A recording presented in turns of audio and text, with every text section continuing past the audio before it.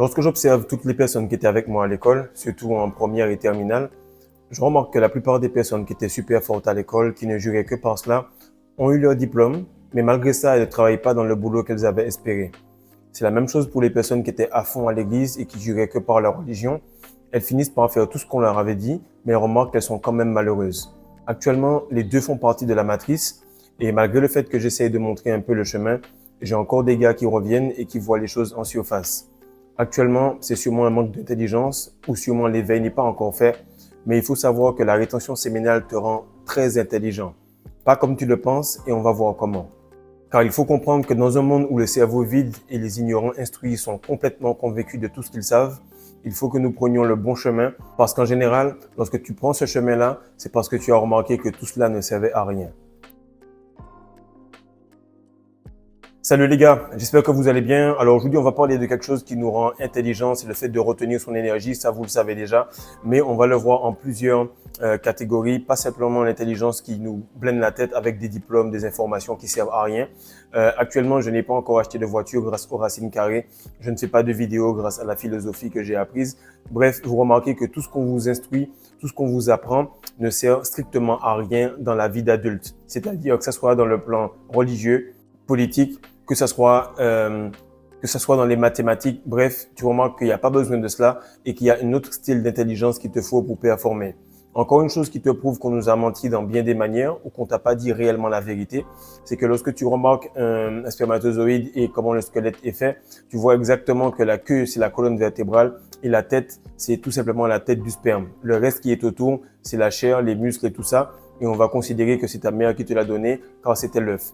Lorsqu'on voit les choses de manière plus logique, on a l'air un peu bizarre lorsqu'on est dans une fête d'anniversaire, mais à la fin, les gars se disent « Ouais, ce qu'il dit a l'air logique et ça a l'air plus logique que ce que mon prof m'a appris. » Donc reste avec moi mon frère, on verra comment la rétention te rend plus intelligent et ce, mois après mois, surtout lorsque tu passes une spermatogénèse.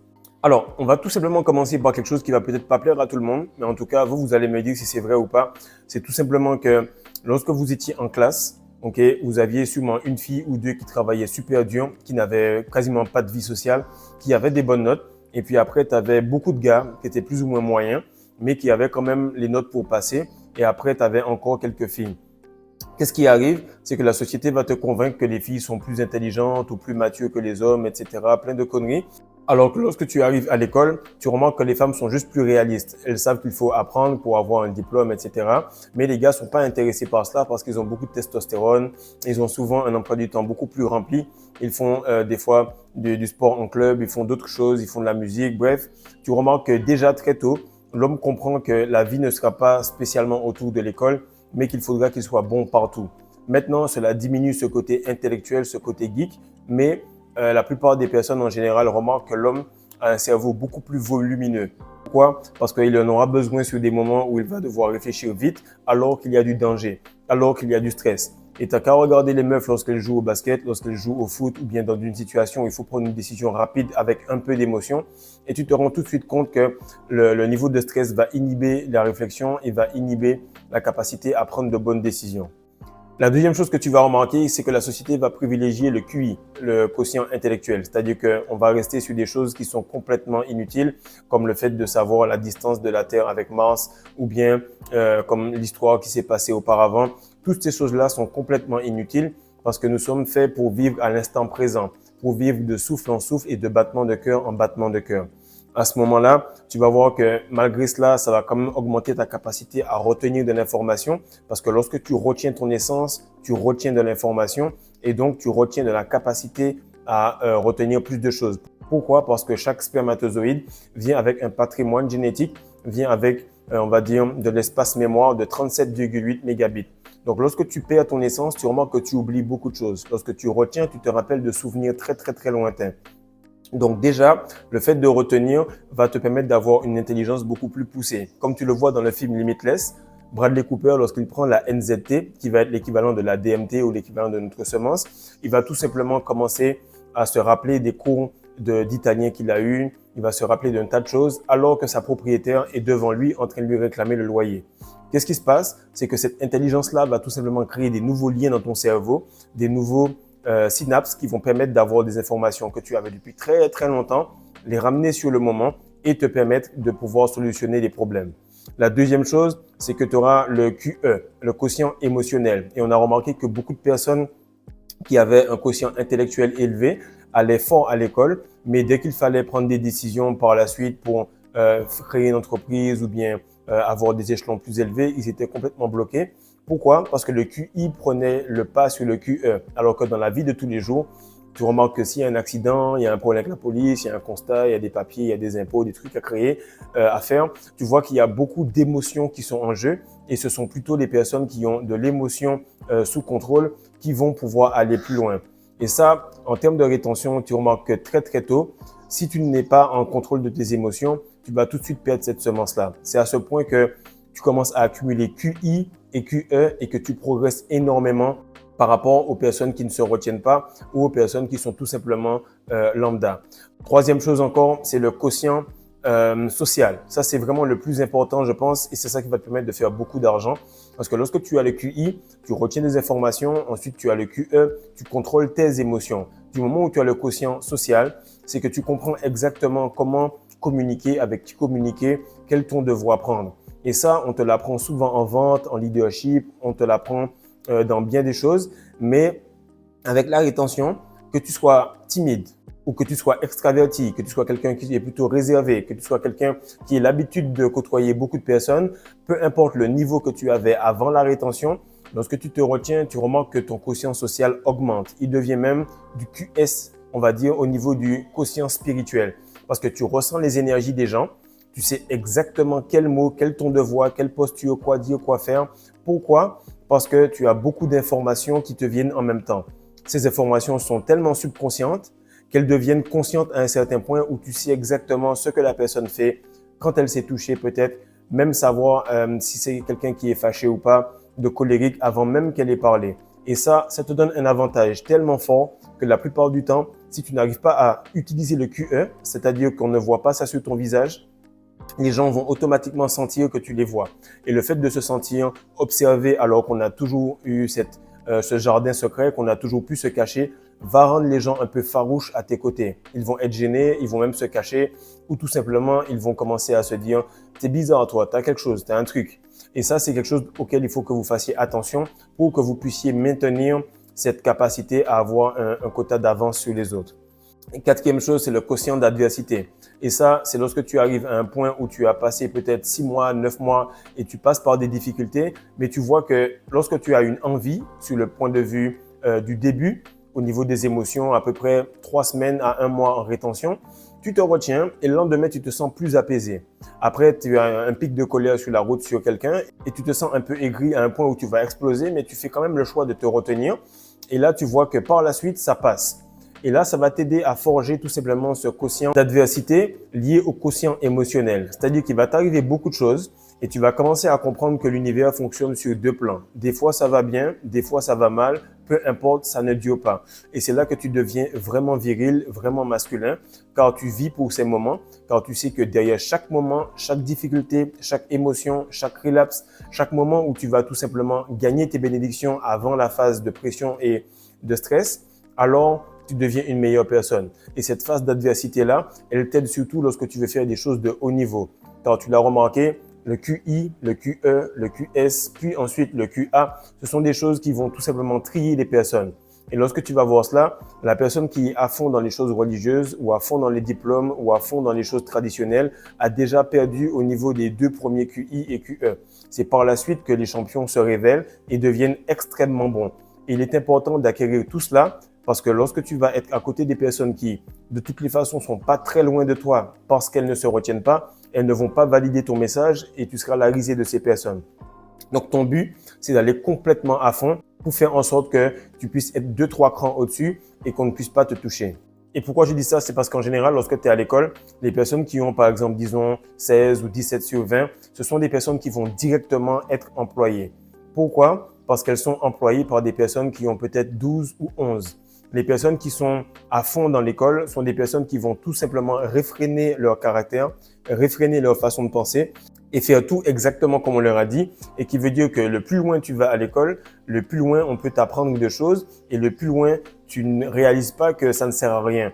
Et c'est ce que la plupart des personnes ne comprennent pas, c'est que les personnes qui ont souvent des grosses entreprises ou qui partent dans un business ne sont pas des personnes qui détestaient l'école réellement, mais qui, pendant qu'elles faisaient les études, voyaient qu'elles pouvaient faire autre chose, voyaient qu'il y avait quelque chose de plus que faire des études et recracher du par cœur. Et c'est la même chose que tu remarques pour les personnes qui sont extrêmement religieuses. Ça veut dire qu'elles ne pensent pas par elles-mêmes. Elles ont besoin d'avoir un prof, d'avoir un prêtre, un imam, un pasteur, peu importe, qui leur amène l'information. Et elles vont se dire, mais c'est bizarre, à chaque fois que je fais la même chose, je fais comme on m'a dit, et pourquoi je suis actuellement pas heureux? Et actuellement, pourquoi je suis pas riche? Pourquoi? Parce que le feu que la rétention te donne, ou le feu tout simplement du fait de chercher ton chemin par toi-même, comme tu l'as fait depuis le sein de ta mère, eh bien, c'est ça ton instinct. Et normalement, lorsque tu retiens ton essence, ça te permet de retrouver ton chemin, ton intuition, et tu n'as pas besoin de quelqu'un pour te guider pour aller trouver l'ovule. Tu n'as pas besoin de quelqu'un pour te guider pour aller pour trouver ton ikigai, pour savoir exactement ce que tu dois faire, pourquoi tu dois le faire, l'avantage que tu as par rapport aux autres, et surtout le fait que tu sois mieux payé que les autres pour cette tâche-là. Maintenant, la vraie chose et pourquoi la rétention séminale te rend super intelligent, et on va le voir sur 4 grands points. Ok? La première chose, c'est que ça te permet de trouver ton Dieu intérieur, ton intuition. Et on te dit en général que quand tu as fini avec la dualité, tu te rends compte qu'il y a une partie animale de toi qui est caractérisée par le diable, et il y a une partie divine de toi qui est caractérisée par Christ, le Chriséum. Et là, avant d'atteindre ce niveau-là, tu vas passer par plusieurs tests, ok? Tu vas passer par plusieurs tests qui vont tout simplement regarder si tu mérites d'arriver à ce niveau christique. La première chose, c'est que tu vas passer par les épreuves de feu. Les épreuves de feu, c'est tout simplement lorsque tu es en train de voir si tu dois retenir tes émotions ou tout simplement défoncer quelqu'un devant toi.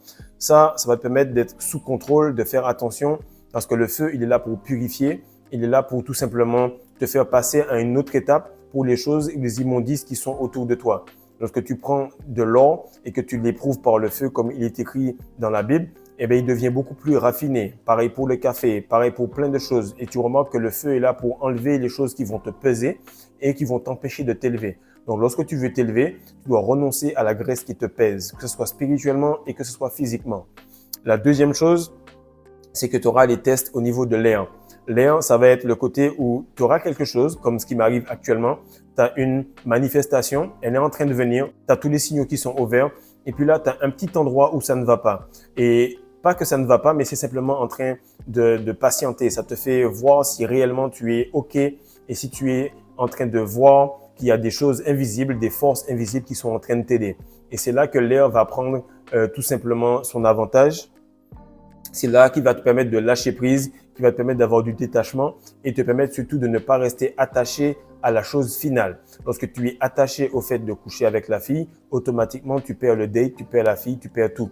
Lorsque tu kiffes le moment et que tu es dans le processus, alors tu arrives à voir plus que ce que tu espérais. C'est exactement ça le test de l'air. L'autre chose, et ce par quoi beaucoup de gars passent en ce moment, lorsqu'ils commencent à passer la partie désertique, la partie où ils doivent bosser sur eux, mais bosser sur un business, et qu'ils comprennent que sortir de la matrice, ça prend un certain moment où on n'a pas l'argent, on n'a pas les moyens, on a le frigo vide, etc. Et bien, qu'est-ce qui arrive, c'est que les tests de la terre vont être quelque chose de physique. La terre, c'est quelque chose où on est plus enraciné. C'est là où le root chakra joue un grand rôle et c'est là qu'on va le guérir. C'est là qu'on aura beaucoup de tests au niveau de l'argent, au niveau du fait qu'on travaille pour soi, mais on est libre, mais libre sans argent. Et là, tu vas remarquer que c'est tout ce qui est perte de biens matériels ou même des fois au niveau de la santé. Et c'est là que tu vas voir que tu te dis, mais c'est bizarre, je suis en rétention, on m'avait dit que ça donnait de l'argent et je perds de l'argent. On m'avait dit que j'aurais la santé et je perds la santé. Eh bien, mon frère, sache que c'est exactement cela. Comme je te dis, avant musculature, il y a toujours courbature. Peu importe ce que tu veux faire en musculation, que tu sois gros, que tu veuilles sécher, tu grossis plus et que tu veuilles sécher alors que tu es gros, tu grossis encore ou tu maigris encore. Peu importe ce que tu veux faire en musculation, ça va toujours à l'opposé avant que tu aies ton résultat final. Et là, tu as le test de l'eau. L'eau, c'est là que tu vas voir que toute la sagesse, toute l'information que tu connaissais, toutes les choses que tu pensais être réelles vont s'en aller. Et là, tu vas faire simplement un tour sur toi-même. Tu vas tout simplement voir que les choses qu'on t'a enseignées, les personnes que tu avais autour de toi, tout cela n'était pas spécialement ce que tu pensais, mais il faudra quand même tenir bon.